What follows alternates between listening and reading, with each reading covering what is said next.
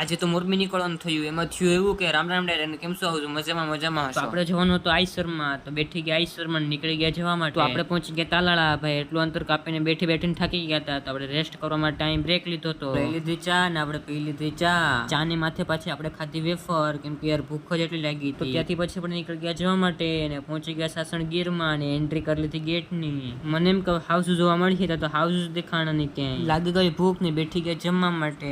જમવાનું ભાઈ એક નંબર હતું. કરી લીધું પેટ ફૂલ ને નીકળી ગયા જવા માટે. પહોંચી ગયા જુનાગઢમાં. ત્યાંથી આગળ ગયા તો આવ્યું જેતપુર ને જેતપુર આપણે ગાડી ઉભી રાખી હતી, કેમ કે ડીઝલ પુરાવાનું હતું ને પાણી ભરવાનું હતું. એટલી બધી નીંદર આવતી હતી તે હાથમાંથી બોટલ પડી ગઈ. પછી એક હોટલ ગોતીને હોઈ ગયા હતા અને થઈ ગયું હવા ને નીકળી ગયા મોરબી તરફ ને પહોંચી ગયા મોરબી.